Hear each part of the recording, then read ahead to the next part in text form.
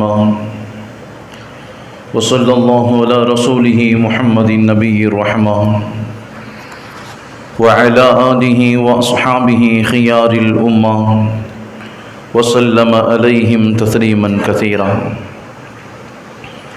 الحمد لله رب العالمين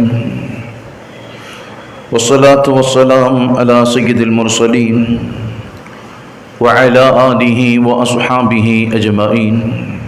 أما بعد فقد قال الله تعالى في كلامه الأعلى محكم التنزيل: أعوذ بالله من الشيطان الرجيم. بسم الله الرحمن الرحيم. يا أيها الذين آمنوا اتقوا الله حق تقاته ولا تموتن إلا وأنتم مسلمون. وقال الله تعالى أيضا في فضيلة الحج: ولله على الناس حج البيت من استطاع إليه سبيلا. صدق الله العظيم. ابن عباس رضي الله تعالى عنهما قال رسول الله صلى الله عليه وسلم: ينزل كل يوم على الحجاج بيت الحرم 20 رحمة 60 للطائفين و40 للمصلين و20 للناظرين، أو كما قال عليه الصلاة والسلام. رواه البيهقي. அளவற்ற அருளாளன், நிகரற்ற அன்புடையோன், எல்லாம் வல்ல ஏக நாயகன் அல்லாஹு தஆலாவின் பேரருள், அருமையான கண்மணி நாயகம் ரசூலுல்லாஹி ஸல்லல்லாஹு அலைஹி வஸல்லம் அவர்களின் மீதும், அவர்களின் உயர்வான உன்னதமான குடும்பத்தார்கள், உத்தம சத்திய சஹாபா பெருமக்கள், தபியின்கள், தபியின்கள், இமாம்கள், இறைநேசர்களான வலிமார்கள், நல்லோர்களான நம் முன்னோர்கள் நம் அனைவரின் மீதும் என்றும் உண்டாகட்டுமாக. அல்லாஹ்வினுடைய மாபெரும் பேரருளால் புனிதம் நிறைந்த மாதத்தில், புனிதமான நாளில், ஜும்மாவுடைய நேரத்தில் இறை கட்டளையை, இறை கடமையை நிறைவேற்றுவதற்காக அல்லாஹ் நம்மை இங்கு அமரச் செய்திருக்கின்றான். இந்த மாதத்தில், இந்த நாளில், இந்த ஜும்மாவுடைய நேரத்தில் எந்த நன்மைகளை, எந்த பாக்கியங்களை இந்த மனித சமூகத்திற்கு தருவதாக இறைவன் வாக்களித்தானோ, இந்த மாதத்தில், இந்த நாளில், இந்த ஜும்மாவுடைய நேரத்தில் எந்த நன்மைகளை, எந்த பாக்கியங்களை நபிகள் நாயகம் ஸல்லல்லாஹு அலைஹி வஸல்லம் அவர்கள் இறைவனிடம் கேட்டு பெற்றார்களோ, அத்தனை நன்மைகளையும் பாக்கியங்களையும் பெறக்கூடிய நல்லவர்களாக அல்லாஹ் நம் அனைவரையும் ஆக்கி அருள்வானாக.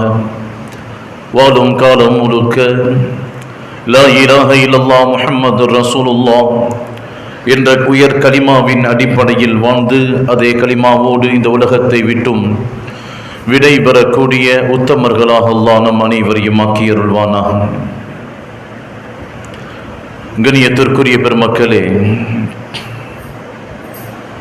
அல்லாஹு தஆலா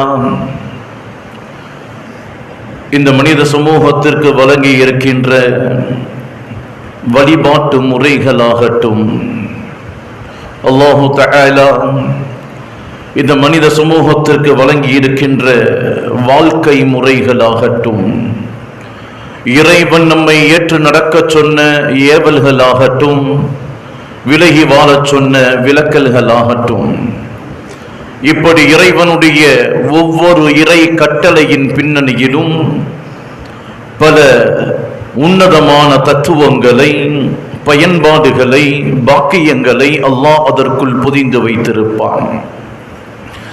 இறைவனுடைய எந்த வகையான கட்டளையாக இருந்தாலும், அது ஏவலாக இருக்கட்டும், விலக்கலாக இருக்கட்டும், வாழ்க்கையாக இருக்கட்டும், வழிபாடாக இருக்கட்டும், அல்லாஹ் ஒவ்வொரு கட்டளையின் பின்னணியிலும் பல வாக்கியங்களை, பல முக்கியமான தத்துவங்களை அல்லாஹ் பொதிந்து வைத்திருப்பான்.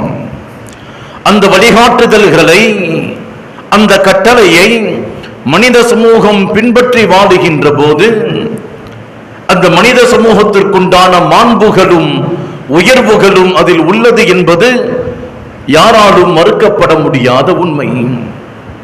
அந்த அடிப்படையில் தான் ஹஜ்ஜின் மூலமாக பல்வேறுபட்ட பயன்களை இந்த மனித சமுதாயத்திற்கு அல்லாஹ் கொடுக்கின்றான். ஹஜ்ஜின் மூலமாக இறைவன் தன்னுடைய அடியார்களிடம் இருந்து பல்வேறுபட்ட நிலைகளை எதிர்பார்க்கின்றான். அந்த அடிப்படையில் தான் ஹஜ்ஜுடைய அமல்கள் உலகம் முழுக்க நிறைவேற்றப்பட்டு கொண்டிருக்கின்றது. அருள்மறை குர்ஆன் ஷரீஃபில் 4 விஷயங்களை மிக பெரியது என்று அல்லாஹ் குறிப்பிட்டு காட்டுவான். ஒட்டுமொத்தமாக குர்ஆன் ஷரீஃபில் 4 விஷயங்களை குறிப்பிட்டு இது பிரம்மாண்டமானது, மிக பெரியது என்று இறைவன் பதிவு செய்வான். முதலாவதாக அல்லாஹ் சொல்லும் போது லமக்துல்லாஹி அக்பர், உலக வாழ்க்கையில் பல்வேறுபட்ட நிலைகளில் மனிதர்களுக்குண்டான கோபங்கள் வெளிப்படும். ஆனால் இறை கட்டளைக்கு மாறு செய்யும் போது, இறைவன் தன்னை வணங்குவதற்காக படைக்கப்பட்ட மனிதன் தன்னை மறுக்கின்ற போது, இறைவன் படைத்த சமூகம் அவனுக்கு மாறு செய்கின்ற போது இறைவனிடம் இருந்து வெளிப்படக்கூடிய கோபம் அபாரமானது, மிக பெரியது என்று அல்லாஹ் பதிவு செய்வான். லமக்துல்லாஹி அக்பர், அல்லாஹ்வினுடைய கோபம் மிக பிரம்மாண்டமானது, மிக பெரியது, மிக கடுமையானது. குர்ஆன் ஷரீஃபை ஓதும் போதே நாம் கவனிக்க முடியும். அல்லாஹ் சொல்லுவான், சில வாசகங்களை, சில வசனங்களை நிறைவுபடுத்தும் போது அதாபுன் அலீம். அதாபு என்று சொன்னாலே இறைவனுடைய வேதனை என்று தான் அர்த்தம். ஆனால் அல்லாஹ் எப்படி முடிப்பான் என்று சொன்னால் அதாபுன் அலீம், கடுமையான வேதனை உங்களுக்கு உண்டு என்று அதை வர்ணித்து காட்டுவான். அதீதுகளுடைய வார்த்தைகள் உண்டு. இறைவனுடைய தண்டனை, இறைவனுடைய கோபத்தின் வெளிப்பாடு எப்படி இருக்கும் தெரியுமா? நரகமே, நரகத்தை விட்டும் பாதுகாப்பு தேடக்கூடிய நிலைக்கு அல்லாஹ் வேதனைகளை கடுமைப்படுத்துவான். அல்லாஹ் சொல்லக்கூடிய மிக பிரம்மாண்டமானது, பெரியது என்று சொல்லக்கூடிய 4 விஷயங்களில் முதன்மையானது இறைவனுடைய கோபம். அல்லாஹ் அந்த கோபத்தை விட்டும் நம் அனைவரையும் பாதுகாப்பானாக.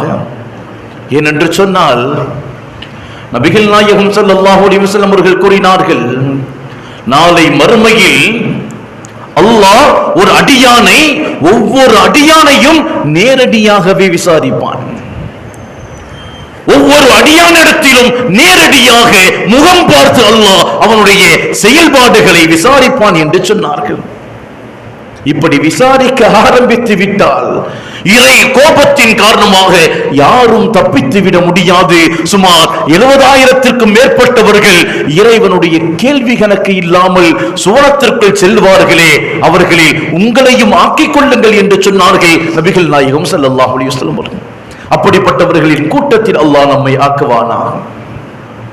இறைவன் சொல்லக்கூடிய 4 பிரம்மாண்டங்களில் பெரியவைகளில் முதன்மையானது இறைவனுடைய கோபம். இரண்டாவது, அருள்முறை குர்ஆன் ஷரீஃபில் இறைவனால் மிக பெரியது என்று வர்ணிக்கக்கூடியது ஒரு ரிதுவானும் மினல்லாஹி அக்பர், இறைவனுடைய பொருத்தம் இந்த உலகத்தில் எல்லாவற்றையும் விட பிரம்மாண்டமானது, பெரியது. அல்லாஹ் சொல்லுவான், ஒரு ரிதுவானும் மினல்லாஹி அக்பர், இறை பொருத்தம் உங்களுக்கு கிடைத்து விட்டால் ஏதாவது ஒரு செயல் பெரியதோ சிறியதோ, ஹதீதுகளின் வார்த்தைகளில் உண்டு,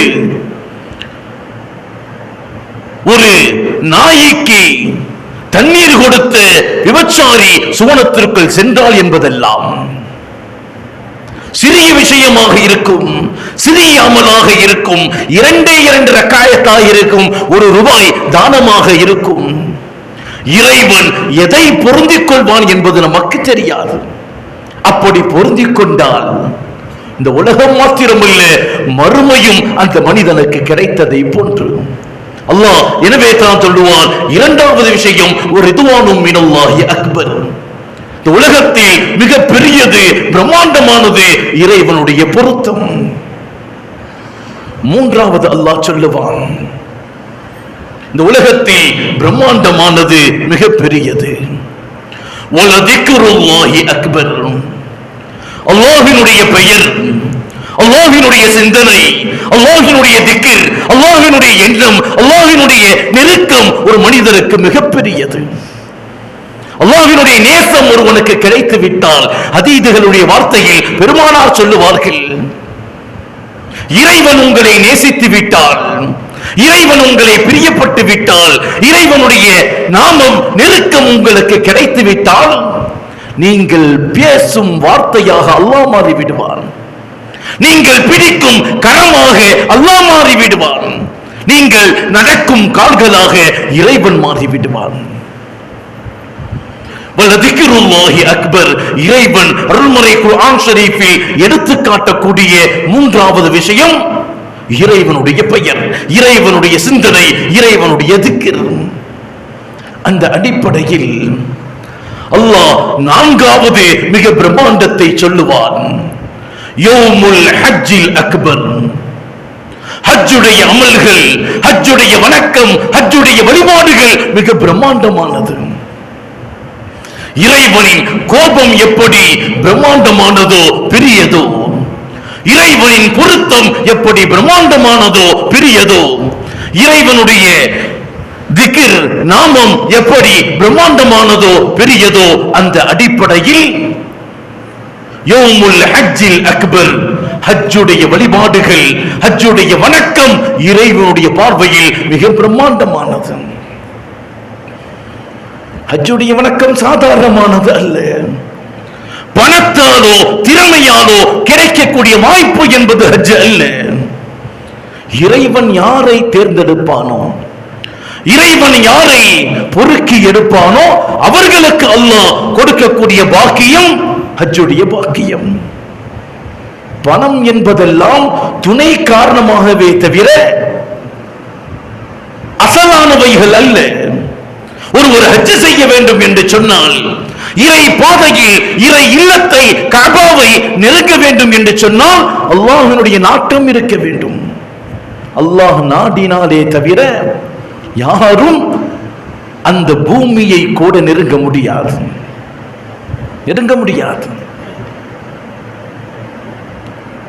இவர்கள் எல்லாம் இந்த உலகத்தில் ஹஜ்ஜை நிறைவேற்றுவார்கள் என்று சொல்ல முடியாத நிலைமையில் உள்ளவர்கள் கூட ஹஜ்ஜை நிறைவேற்றி இருக்கின்றார்கள். காலம் முழுவதும் சவுதியினுடைய நகரங்களில் பணியாற்றியவர்கள் கூட இதுவரை ஹஜ் செய்யாதவர்கள் உண்டு. யாருக்கு அந்த பாக்கியம் கிடைக்கும் என்பது யாருக்கும் தெரியாது. இறைவன் தான் நாடியவர்களுக்கு அதை கொடுக்கின்றான். மலையாளத்தில் பீட்டியின் ஹஜ் என்ற ஒரு புத்தகம் உண்டு. சாகித்ய அகாடமியின் விருது பெற்ற புத்தகம் அது. அந்த நூலுடைய பின்னணி மிக சுவையானது, அற்புதமானது. பீட்டி வீரான்குட்டி முஸ்லியார் என்பவர் ஒரு பள்ளியில் இமாமாக இருந்தார். கேரளாவிலே பீட்டி வீரான்குட்டி முஸ்லியார் என்பவர் ஒரு பள்ளியில் இமாமாக இருந்தார். மிகவும் ஏழ்மையான இமாம் அவர். ஹஜ் என்பதை நினைத்து பார்ப்பதே அவருடைய வாழ்க்கையில் சாத்தியம் இல்லாத ஒன்றாக இருந்தது. அப்படிப்பட்ட நேரத்தில் அந்த ஊரில் உள்ள ஒரு செல்வந்தர் ஹஜ்ஜுக்காக தன்னை தயார்படுத்திக் கொள்ளுகின்றார். அந்த நேரத்தில் வீட்டை விட்டு ஹஜ்ஜுக்காக வேண்டி பயணத்தை அவர் மேற்கொள்ளுகின்ற போது அந்த ஊரின் இமாமாக இருக்கக்கூடிய பீட்டி வீரான்குட்டி முஸ்லியாரை அழைக்கின்றார். இமாம் அவர்களே, நாங்கள் ஹஜ்ஜுக்காக பயணம் மேற்கொள்ளுகின்றோம். நீங்கள் எங்களுக்காக துஆ செய்து எங்களை பயணம் அனுப்பி வையுங்கள். ஹஜ்ஜுக்காக புறப்படுகின்றோம், எங்களுக்காக பிரார்த்தனை செய்து சட்டதிட்டங்களை சொல்லிக் கொடுத்து எங்களை பயணம் அனுப்பி வையுங்கள் என்று அவர் கேட்கின்றார். அந்த செல்வந்தர் சட்டங்களை இமாம் சொல்லிக் கொடுக்கின்றார். பயணத்திற்காக பிரார்த்தனைகளை ஓதி முடிக்கின்ற போது அந்த செல்வந்தர் சொன்னார், ஆலிம் அவர்களே, நல்ல முறையில் சில விஷயங்களை எங்களுக்கு சொல்லித் தருகின்றீர்கள். எங்களோடு இந்த ஊரில் இருந்து திருவனந்தபுரம் ஏர்போர்ட் வரை எங்களை அழைத்து சென்று வாருங்களேன் என்று கேட்டார். இமாம் அவர் யோசித்து விட்டு, சரி வருகின்றேன் என்று வீட்டிற்கு சென்று 2 துணிமணிகளை எடுத்துக்கொண்டு பயணம் அனுப்புவதற்காக ஏர்போர்ட் திருவனந்தபுரத்திற்காக பயணத்தை அந்த செல்வந்தரோடு புறப்படுகின்றார். பயணத்தில் பல சட்டங்களை, பல நுணுக்கங்களை, பல பாக்கியமான அமல்களை அந்த இமாம் அந்த செல்வந்தருக்கு சொல்லிக் கொடுக்கின்றார். திருவனந்தபுரம் வருகின்றது. அந்த செல்வந்தர் சொன்னார், அதிகமான செயல்பாடுகளை, வணக்கங்களை, பிரார்த்தனைகளை எங்களுக்கு நீங்கள் சொல்லிக் கொடுக்கின்றீர்கள். எங்களோடு மும்பை வரையும் வாருங்களேன். ஊரிலிருந்து பிரார்த்தனைக்காக சென்ற இமாம் திருவனந்தபுரம் வரை பயணித்தார். திருவனந்தபுரத்தில் அந்த செல்வந்தர் கேட்டதற்கு இணங்க அங்கிருந்து மும்பை வரை பயணமாகின்றார். மும்பையில் வைத்து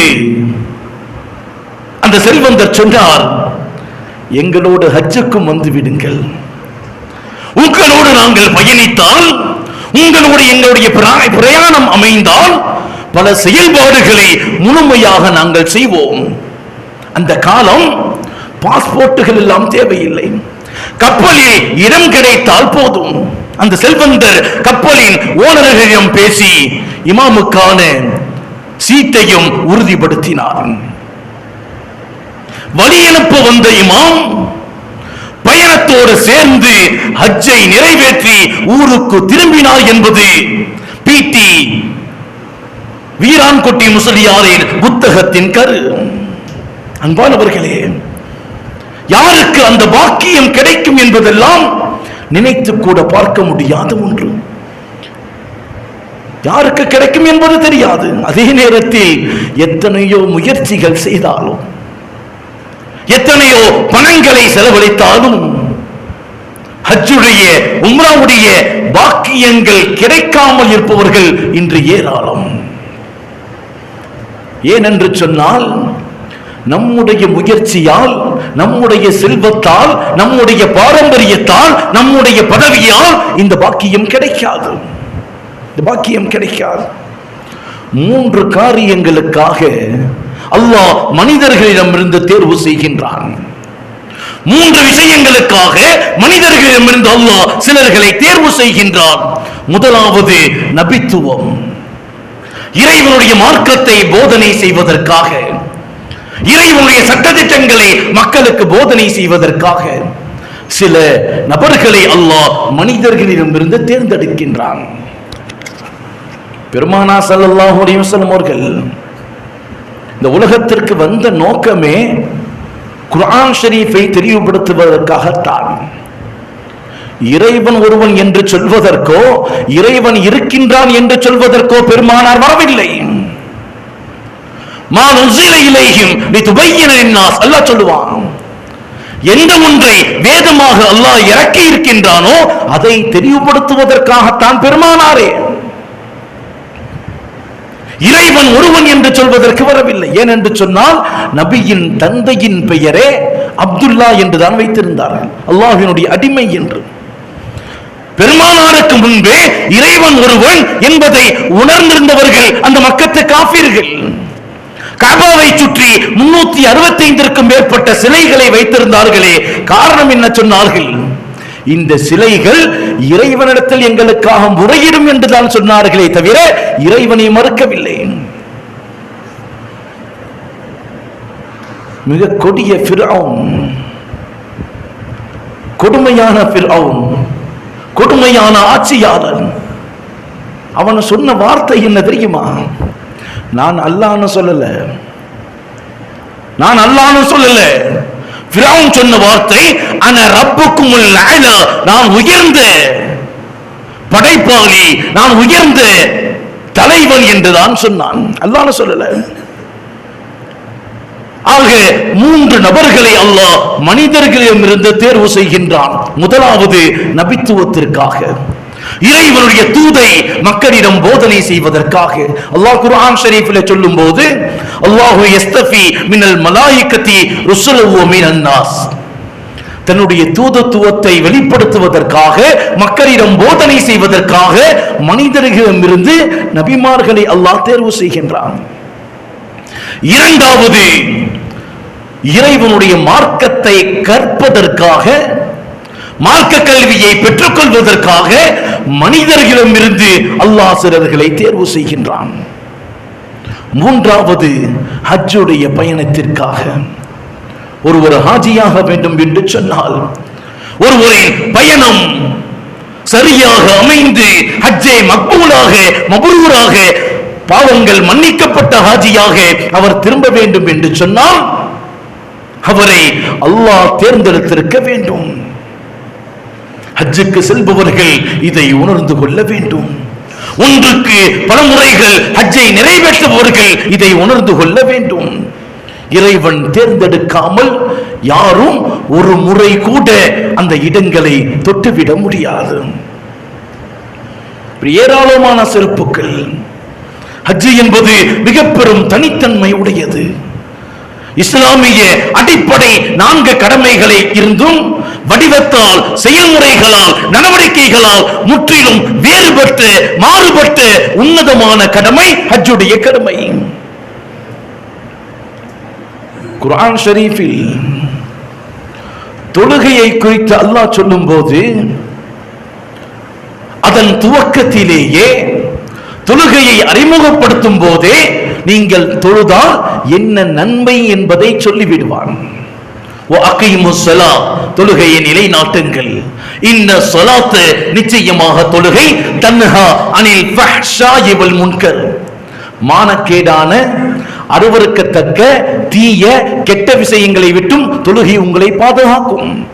தொழுகை உங்களை பாதுகாக்கும். தொழுகையை பற்றி சொல்லும் போதே தொழுதால் என்ன நன்மை, எதை அது செய்யும் என்பதை அல்லாஹ் சொல்லிவிடுவான். கத் அஃப்லஹல் முஃமினூன், முஃமின்கள் வெற்றி அடைவார்கள். எப்பொழுது? அல்லதீனஹும் ஃபீ ஸலாத்திஹிம் காஷியூன், அவர்களின் தொழுகையில் உள்ளச்சத்தோடு இருந்திருந்தால். தொழுதால் என்ன நன்மை? அவர்களுக்கு வெற்றி கிடைக்கும்.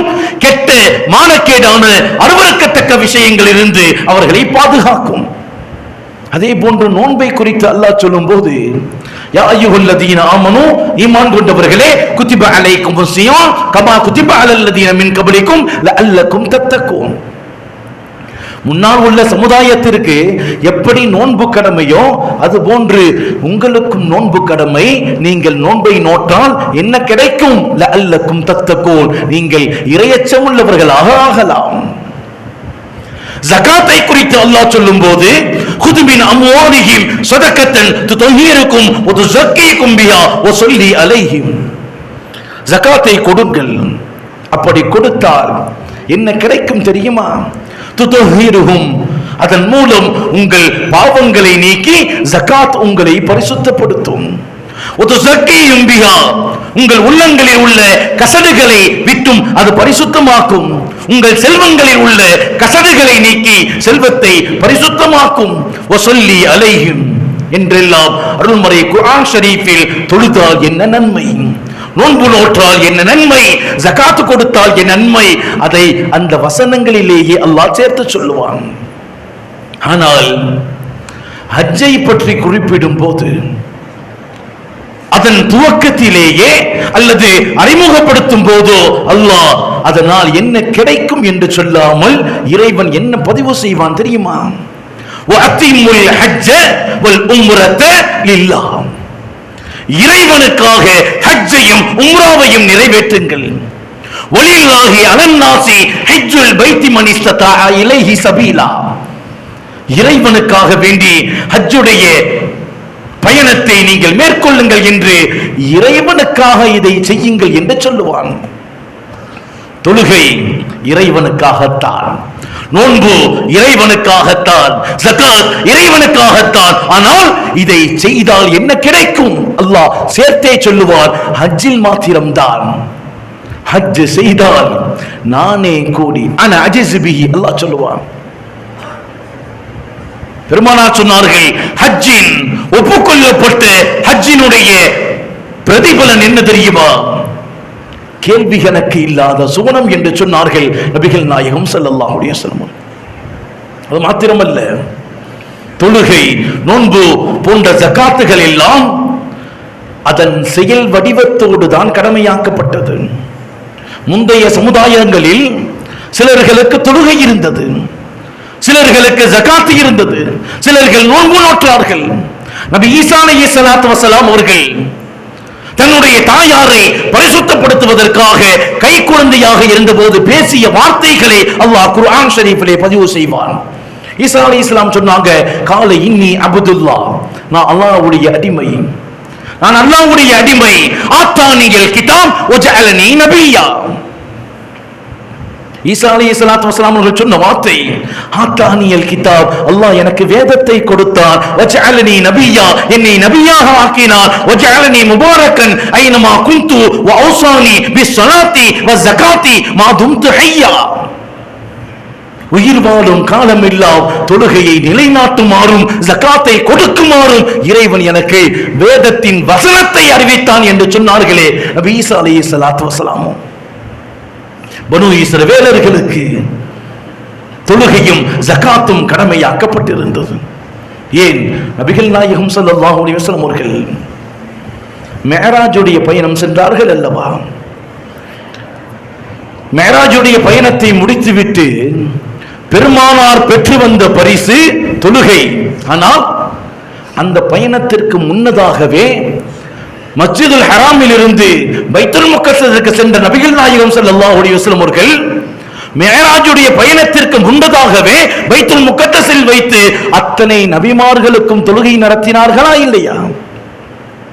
தொழுகை செயல் வடிவத்திற்கு பின்னால், அறிமுகத்திற்கு பின்னால், அது எப்படி செய்ய வேண்டும் என்பதற்கு பின்னால் எல்லாவற்றையும் காட்டியதற்கு பிறகு அல்லாஹ் தொழுகையை கடமையாக ஆக்கினான். நோன்பும் அப்படித்தான். பெருமானார் சொன்னார்கள், இன்ன அஃதலு சியாம் சியாமு தாவூத், நோன்புகளில் மிக சிறந்த நோன்பு தாவூத் அலைஹிஸ்ஸலாத்து வஸலாம் அவர்களின் நோன்பு. ஏன் தெரியுமா? கான யஸூமு யௌமன் வ யஃப்திரு யௌமன், ஒரு நாள் நோன்பு நோட்பார்கள், ஒரு நாள் நோன்பை விடுவார்கள்.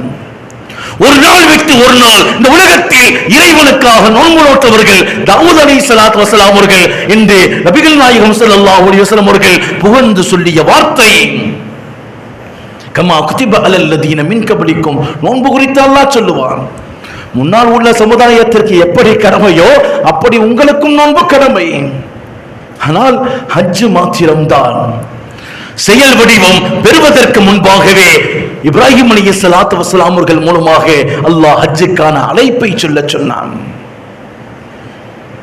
கட்டளை வருகின்றது இப்ராஹிம் அலைஹிஸ்ஸலாத்து வஸலாம் அவர்களுக்கு, காபாவை சரி பண்ணி கட்டுங்கள். وَأَهِدَ إِلَى إِبْرَاهِيمَ وَإِسْمَاعِيلَ أَنْ طَهِّرَ بَيْتِيَ لِلطَّائِفِينَ وَالْعَاكِفِينَ وَالرُّكَّعِ السُّجُودِ. அல்லாஹ் சொல்லுவான், இப்ராஹிமுக்கும் இஸ்மாயிலுக்கும் அலைஹிஸ்ஸலாத்து வஸலாம் நாம் வஹி அறிவித்தோம், காபாவை சரி பண்ணி சுத்தம் பண்ணி கட்டுங்கள். ஏன்? அதை தவாப் செய்பவர்களுக்காக, அங்கு தொழுகுவதற்காக நீங்கள் காபாவை சரி பண்ணி கட்டுங்கள். இப்ராஹிம் நபி அலைஹிஸ்ஸலாத்து வஸலாம் அவர்களும் இஸ்மாயில் அலைஹிஸ்ஸலாத்து வஸலாம் அவர்களும் காபாவை கட்டுவதற்கு ஆரம்பிக்கின்றார்கள்.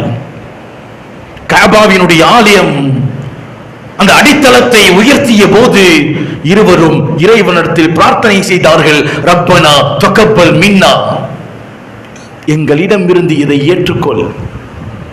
ரப்பனா தகப்பல் மின்னா, எங்களிடம் இருந்து இதை ஏற்றுக்கொள் என்ற பிரார்த்தனைக்கு பகரமாக அல்லாஹ் சொன்னான், வஅத்தின் ஃபின் நாஸி பில் ஹஜ்ஜி யஅதூக ரிஜாலன் அலா குல்லி ஸாமிரி யஅதீன மின் குல்லி ஃபஜ்ஜின் அமீக்.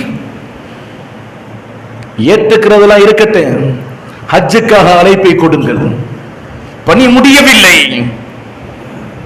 காபாவை அடித்தளத்தை உயர்த்திய போது இருவரும் கேட்டார்கள், ரப்பனா தகப்பல் மின்னா, இறைவா எங்களிடம் இருந்து இதை ஏற்றுக்கொள். அல்லாஹ் சொன்ன வார்த்தை, ஏற்றுக்கொள்வதெல்லாம் இருக்கட்டும், ஹஜ்ஜுக்காக அழைப்பை கொடுங்கள். நீங்கள் அழைப்பை கொடுங்கள், அதை செயல்படுத்தவர்கள் ஹஜ்ஜுக்காக மெலிந்த ஒட்டகங்களோடு கால்நடைகளோடு காபாவை நோக்கி வருவார்கள். இந்த கட்டளையை பெற்ற இப்ராஹிம் அலைஹிஸ்ஸலாத்து வஸலாம் அருகில் இருந்த அபி குபைஸுடைய மலையின் மீது ஏறி நின்று ஹஜ்ஜுக்காக அழைப்பை விடுக்கின்றார்கள். உலகம் முழுக்க லப்பை லப்பை என்று யாரெல்லாம் அந்த அழைப்பை கேட்டார்களோ, செவிமடுத்தார்களோ, உணர்ந்தார்களோ, அத்தனை நபர்களும் அந்த அழைப்பை ஏற்றுக்கொண்டு ஹஜ்ஜை நிறைவேற்றுவதற்காக உலகம் முழுக்க பயணமாகிக் கொண்டிருக்கின்றார்கள். உலகம் முழுக்க பயணமாகிக் கொண்டிருக்கின்றார். அந்த பூமி சாதாரணமான பூமி அல்ல. அந்த பூமி நாம் நினைப்பதை போன்று சாதாரணமானது அல்ல. பல சிறப்புகளை, பல பாக்கியங்களை அந்த பூமி பொதிந்திருந்தாலும் இமாம்கள், இறைநேசர்கள் 3 சிறப்புகளை சொல்லுவார்கள். ஏன் அந்த பூமிக்கு இத்தனை பாக்கியங்கள் தெரியுமா? ஏன் அந்த பூமியில் கால் வைத்தவர்கள் பாவங்கள் மன்னிக்கப்படுகின்றது தெரியுமா? அல்லாஹ் நினைத்தால் நாம் இருக்கக்கூடிய ஊரிலேயே, இதே பள்ளியிலேயே 2 ரக்காயத்து தொழும் போது நமது பாவத்தை மன்னித்து விடலாம் அல்லவா? 50 லட்சத்திற்கும் மேற்பட்ட நபர்களை ஒன்று கூட்டி அதை செய்வதால் பாவம் மன்னிக்கப்படுவதற்கான காரணம் என்ன? இமாம்கள், இறைநேசர்கள் 3 காரணங்களை சொல்லுவார்கள். பல சிறப்புகள் இருந்தாலும் முக்கியமாக 3 விஷயங்களை எடுத்து சொல்லுவார்கள். முதலாவது பாக்கியம், இப்ராஹிம் அலைஹிஸ்ஸலாத்து வஸலாம் அவர்கள் அந்த பூமிக்கு செய்த துஆ. இப்ராஹிமின் குடும்பத்தார்கள் அந்த பூமியில் செய்த தியாகம். இரண்டாவது, நபிகள் நாயகம் ஸல்லல்லாஹு அலைஹி வஸல்லம் அவர்கள் அதிகமாக நேசித்த பூமி. மூன்றாவது, அதிகமான நபிமார்கள் அங்கு அடங்கப்பட்டிருக்கின்றார்கள். இந்த 3 காரணங்களை சொல்லுவார்கள். நபி இப்ராஹிம் அலைஹிஸ்ஸலாத்து வஸலாம் அவர்கள் அல்லாஹ்வினுடைய கட்டளை, குடும்பத்தை அழைத்து கொண்டு போய் வனாந்திர பாலைவனத்தில் விட்டுட்டு வாங்க. அழைச்சுக்கிட்டு போறாங்க. போய் யாருமே இல்லை, நிழல் தரக்கூடிய மரங்கள் இல்லை, குடிப்பதற்கு தண்ணீர் இல்லை, எதுவுமே இல்லை. பாலைவனத்தில் குடும்பத்தை விட்டு விட்டு திரும்புகின்றார்கள். இப்ராஹிம் அலைஹிஸ்ஸலாத்து வஸலாம் தடுக்கின்றார்கள். ஹாஜரா அம்மையார், என்ன காரணம்? யாருமே இல்லாத, உணவில்லாத, இடமில்லாத, எதுவுமே இல்லாத இடத்தில் எங்களை விட்டுவிட்டு செல்லுகின்றீர்களே, என்ன காரணம்? சொன்னார்கள், அல்லாஹ்வினுடைய ஏவல், இறைவனுடைய நாட்டம் என்று சொன்னபோது ஹாஜரா அம்மையார் தனது தலையை விளக்கினார்கள். எங்களை இறைவன் இங்கே விடச் சொன்னான் என்று சொன்னால் அவன் பார்த்துக் கொள்ளுவான், நீங்கள் செல்லுங்கள் என்று சொன்னார்களே. குடும்பத்தை விட்டு தூரமாக வந்த இப்ராஹிம் அலைஹிஸ்ஸலாத்து வஸலாம் அவர்கள் இறைவனிடத்தில் பிரார்த்தனை செய்தார்கள். ரப்பனா இன்னி அஸ்கன்து மின் துர்ரியத்தி பிவாதின் கைரி தி ஸர்இன் இன்த பைத்திகல் முஹர்ரம் ரப்பனா லியுகீமுஸ் ஸலா. இறைவா, எந்த புற்பூண்டுகளும் இல்லாத, விவசாயங்களே இல்லாத இந்த பள்ளத்தாக்கில் உன்னை வணங்குவதற்காக அவர்களை விட்டு செல்லுகின்றேன். فَجْعَلْ أَفْئِدَةً مِّنَ النَّاسِ تَهْوِي إِلَيْهِمْ وَارْزُقْهُم مِّنَ الثَّمَرَاتِ لَعَلَّهُمْ يَشْكُرُونَ. யாருமே இல்ல, உணவுகள் இல்ல, இருப்பதற்கு இடம் இல்ல, நிழலே இல்ல, அவர்களை விட்டு வருகின்றேன் உன்னை வணங்குவதற்காக. அந்த இடத்திற்கு மனித சஞ்சாரங்களை இழுத்து கொண்டு வா என்று பிரார்த்தனை செய்தார்கள். அவர்கள் உண்ணுவதற்கு ரிஸ்குகளை, பழங்களை நீ கொடுப்பாயாக என்று பிரார்த்தனை செய்தார்கள். وَإِذْ قَالَ إِبْرَاهِيمُ رَبِّ اجْعَلْ هَذَا بَلَدًا آمِنًا وَارْزُقْهُمْ أَهْلَهُ مِنَ الثَّمَرَاتِ مَنْ آمَنَ مِنْهُم بِاللَّهِ وَالْيَوْمِ الْآخِرِ. அந்த ஊரை நீ பாதுகாப்பாக ஆக்கி வைப்பாயாக, அங்கு வருபவர்களுக்கு பல வர்க்கங்களை கொண்டு உணவளிப்பாயாக என்று பிரார்த்தனை செய்தார்கள். நம்ம என்ன யோசிக்கணும் தெரியுமா? புற்பூண்டுகளே இல்ல, பாலைவன மணல் எப்படி இருக்கும் என்பது தெரியும். வீடுகளும் இல்ல, சாப்பிடுவதற்கு எந்த விஷயங்களும் இல்லாத இடத்தில் ஒரு மனித கூட்டத்தை கொண்டு வா என்று பிரார்த்தனை செய்தார்கள் என்று சொன்னால், புற்பூண்டுகளே முளைக்காத அந்த வனாந்திர பாலைவனத்தில் பழங்களை கனிவர்க்கங்களை எனது குடும்பத்திற்கு கொடுப்பாயாக என்று துஆ செய்தார்கள் என்று சொன்னால், இறைவன் மீது நபி இப்ராஹிம் அலைஹிஸ்ஸலாத்து வஸலாம் அவர்கள் வைத்திருந்த நம்பிக்கை எப்படிப்பட்டது என்பதை உணர கடமைப்பட்டிருக்கின்றோம். அவர்களின் ஈமான் எவ்வளவு உயர்வானதாக இருந்திருக்கும் என்பதை உணர்வதற்கு கடமைப்பட்டிருக்கின்றோம். அருள்மறை குர்ஆன் ஷரீஃப்ல சுமார் 28 இடங்களில் அல்லாஹ் பதிவு செய்வான் நபி இப்ராஹிம் அலைஹிஸ்ஸலாத்து வஸலாம் அவர்களை குறித்து. மாகான மினல் முஷ்ரிகீன், நபி இப்ராஹிம் ஒரு காலம் இணை வைப்பவர் அல்ல. 28 இடங்களில் அல்லாஹ் இதை பதிவு செய்வான்.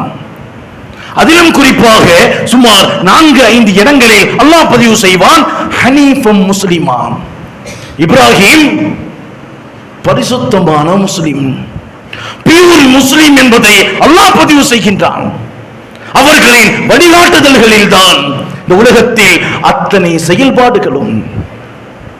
தொழுகையில் கூட அத்தஹியாத்தில் இப்ராஹிம் அலைஹிஸ்ஸலாத்து வஸலாம் அவர்களை பிரார்த்தனையை நாம் முன்வைக்க வேண்டும். கமா ஸல்லைதா இப்ராஹிம் வ அலா இப்ராஹிம் என்ற வார்த்தையை பயன்படுத்தும்படி அல்லாஹ் நமக்கு ஏவி இருக்கின்றானா இல்லையா?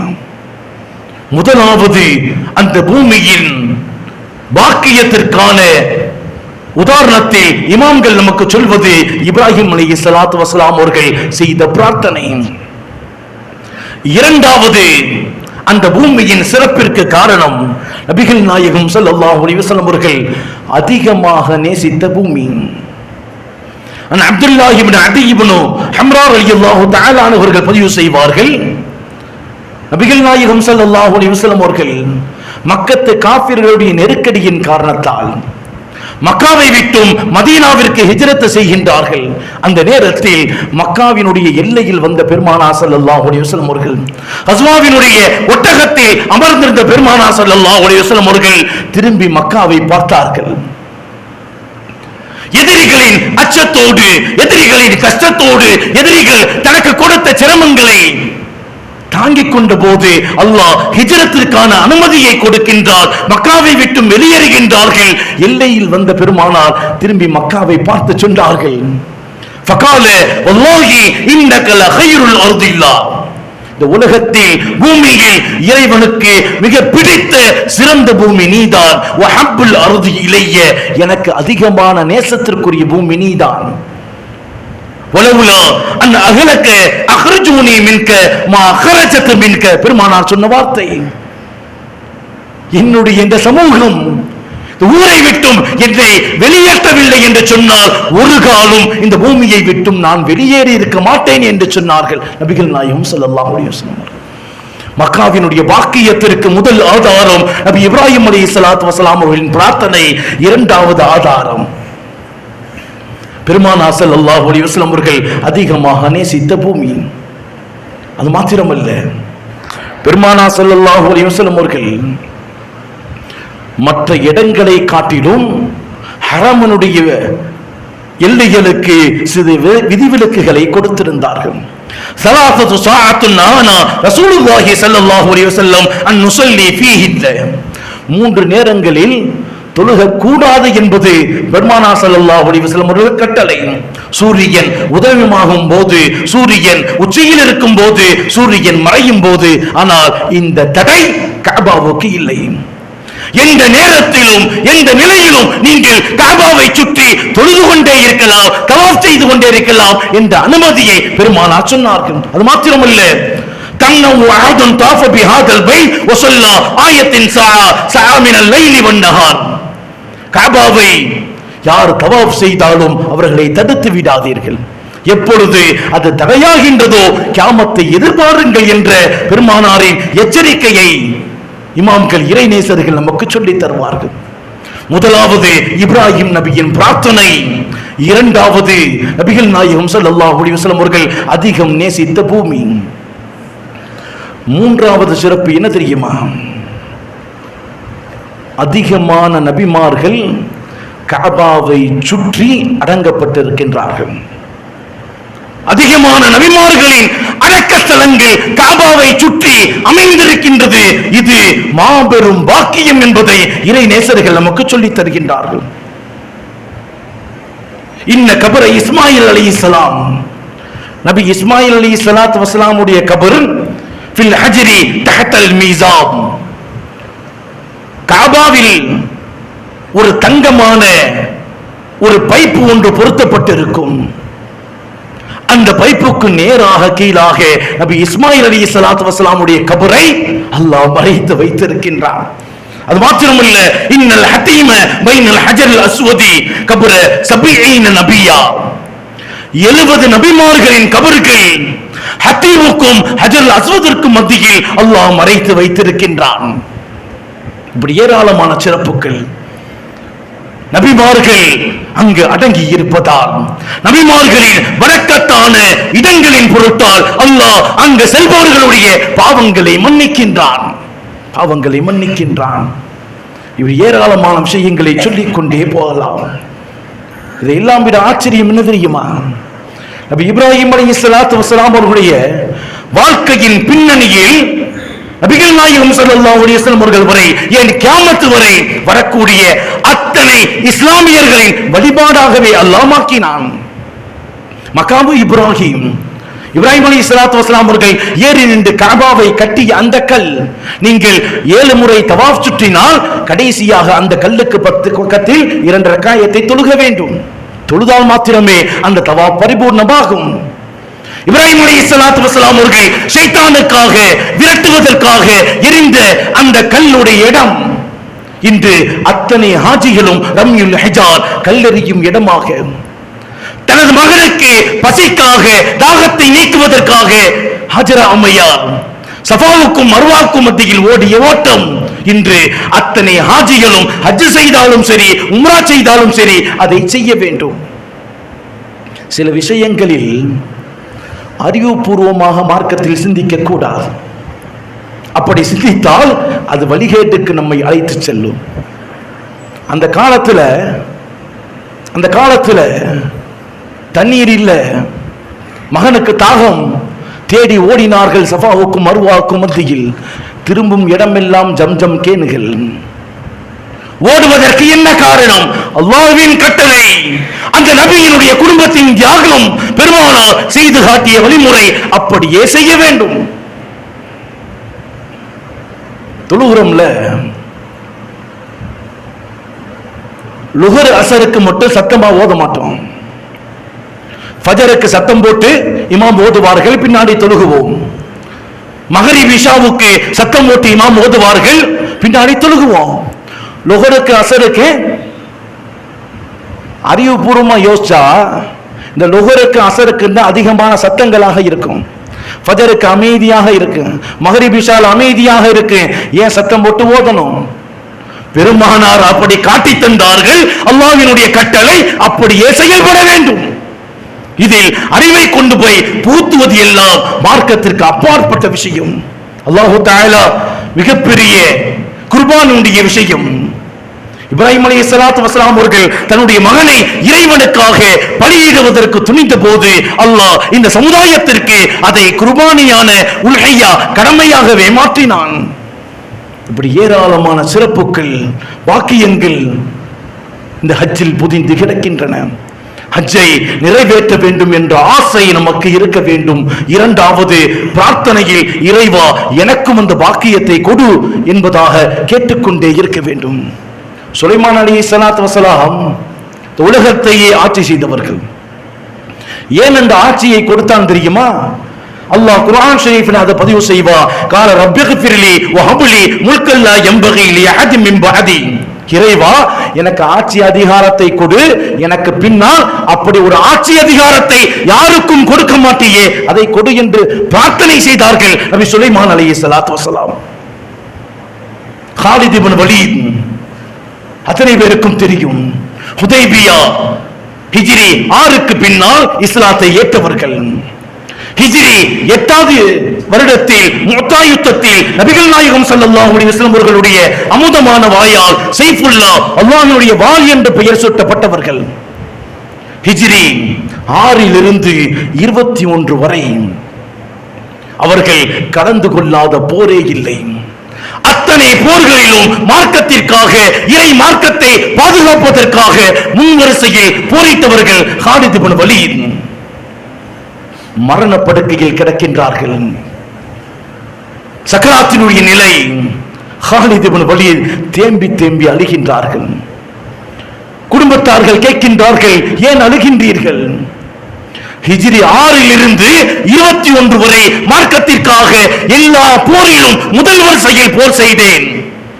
என்னுடைய உடம்பில் வாள்களால் வெட்டப்பட்ட இடங்கள், ஈட்டியால் துளைக்கப்பட்ட இடங்கள், அம்புகளால் குத்தப்பட்ட இடங்கள் அடுத்தடுத்து இருக்கின்றது. ஆனால் எந்த காயங்களும் எனக்கு ஷஹீதுடைய அந்தஸ்தை தரவில்லையே என்று அழுதார்களாம். ஷஹீதுடைய அந்தஸ்துகளை தரவில்லையே என்று அழுதார்களாம். இறுதியில் அந்த ஆசை நிறைவேறாமலேயே படுக்கையில் மரணித்தார்கள் காலித் இப்னு வலீத். ஹஜ்ஜை நிறைவேற்ற வேண்டும் என்ற ஆசை நமக்கு இருக்க வேண்டும். இறைவனிடத்தில் பிரார்த்தனை செய்து கொண்டே இருக்க வேண்டும். தற்காலத்தில் ஹஜ்ஜுடைய வாக்கியத்தை வாய்ப்பை பெற்றவர்கள் இறைவனுக்கு நன்றியை செலுத்திக் கொண்டே இருக்க வேண்டும். முற்கால அரசர்களுக்கெல்லாம் கிடைக்கவில்லை. நமக்கெல்லாம் தெரியும் தாஜ்மஹால், அதை கட்டியவர் யார்? ஷாஜஹான். இன்னொரு விஷயம் என்ன தெரியுமா? ஷாஜஹான் தன்னுடைய வாழ்க்கையில் ஒரு வக்தை கூட கலாவாக தொழுகவில்லை. அத்தனை தொழுகையிலும் முன்வரிசையில் நிறைவேற்றியவர் ஷாஜஹான். இறைநேசராக வாழ்ந்தவர். ஒரு தொழுகையை கூட விடவில்லை அவர் வாழ்க்கையில். ஆனால் அவருக்கு கூட அல்லாஹ் ஹஜ்ஜுடைய பாக்கியத்தை கொடுக்கவில்லை. ஹஜ்ஜுடைய பாக்கியத்தை கொடுக்கவில்லை. நம்முடைய வாழ்க்கையில் ரேஷன் கார்டுக்காக கியூவில் நிற்கின்ற சமுதாயம், ஆதார கார்டுக்காக கியூவில் நிற்கக்கூடிய சமுதாயம், இதுகளுக்கு எப்படி முக்கியத்துவம் தருகின்றமோ அதைவிட முக்கியத்துவம் வாய்ந்த ஹஜ்ஜை நிறைவேற்றுவதற்கு சமுதாயம் போராட வேண்டும். அல்லாஹு தஆலா அப்படிப்பட்ட உயர்ந்த பாக்கியத்தை இந்த சமூக மக்களுக்கு தந்தருள்வானாக. மார்க்கத்தை மார்க்கமாக, ஹக்கை ஹக்காக விளங்கி இறைவன் இந்த மார்க்கத்தை எப்படி அமானிதமாக நமக்கு தந்தானோ அந்த அமானிதத்தை உணர்ந்து மார்க்கத்தை பின்பற்றக்கூடிய உத்தமர்களாக அல்லாஹ் நம் அனைவரையும் ஆக்குவானாக. யாருக்கெல்லாம் இந்த வருடம் ஹஜ்ஜுடைய பாக்கியம் தவறவிடப்பட்டிருக்கின்றதோ அத்தனை ஹாஜிகளையும் அல்லாஹ் பொருந்திக் கொள்வானாக. வரக்கூடிய வருடங்களில் அந்த பாக்கியத்தை அவர்களுக்கும் நம் அனைவருக்கும் தந்தருள்வானாக. இந்த வருட ஹஜ்ஜை முழுமையான பாதுகாப்புக்குரியதாக, இறைவனுடைய பொருத்தம் நிறைந்ததாக யார் எல்லாம் உலகின் பல பாகங்களில் இருந்து இறை காபாவை நோக்கி சென்று கொண்டிருக்கின்றார்களோ அத்தனை ஹாஜிகள் ஒப்புக்கொள்ளப்பட்ட, இறைவனால் அங்கீகரிக்கப்பட்ட ஹாஜிகளாக, பாவங்களை மன்னிக்கப்பட்ட ஹாஜிகளாக மீண்டும் அவர்களுடைய இல்லங்களுக்கு அல்லாஹ் திருப்பி அனுப்பி வைப்பானாக. அந்த ஹாஜிகளின் பரக்கத்தால், அந்த ஹாஜிகளின் பொருட்டால், இப்ராஹிம் அலைஹிஸ்ஸலாத்து வஸலாம் அவர்கள் குடும்பங்கள் செய்த தியாகத்தின் பொருட்டால் இஸ்லாமிய மக்களை பாதுகாப்பானாக, இஸ்லாமிய எதிரிகளை அழிப்பானாக, பலஸ்தீன மக்களை பாதுகாப்பானாக. அவர்கள் இழந்த அத்தனை இழப்புகளுக்கும் முழுமையான பகரத்தை அல்லாஹ் கொடுப்பானாக. ஒவ்வொரு தொழுகையிலும் பிரார்த்தனை செய்ய கடமைப்பட்டிருக்கின்றோம். பிரார்த்தனை கேளுங்கள். ஒரு காலம் அது மறுக்கப்படாது, ஒரு காலம் மறுக்கப்படாது. ஒவ்வொரு தொழுகையும் அழுது நம்முடைய சமுதாயத்திற்காக, நம்முடைய பெண்களுக்காக, நம்முடைய குழந்தைகளுக்காக அழுது அழுது பிரார்த்தனை செய்யுங்கள். அல்லாஹ் அந்த மக்களுக்கு மிகப்பெரிய வெற்றியை தருவார், மிகப்பெரிய பாக்கியத்தை கொடுப்பார். அப்படிப்பட்ட உயர்ந்த பாக்கியவன்களாக அல்லாஹ் நம்மையும் ஆக்கியருள்வானாக. வரலாறுகளில், புத்தகங்களில் படித்திருப்போம், சக்கராத்துடைய வேதனையில் கலிமா சொன்னதை எல்லாம் கண்கூடாக இன்று பார்த்து கொண்டிருக்கின்றோம், கண்கூடாக பார்த்து கொண்டிருக்கின்றோம். அல்லாஹ் அந்த மக்களுக்கு உயரிய ஈமானை கொடுத்து கொண்டிருக்கின்றார். அப்படிப்பட்ட ஈமானுக்கு சொந்தக்காரர்களாக அல்லாஹ் நம் அனைவரையும் ஆக்கி அருள்வானாக. நபிகள் நாயகம் ஸல்லல்லாஹு அலைஹி வஸல்லம் அவர்கள் சொன்னார்களே, தூபா லிமன்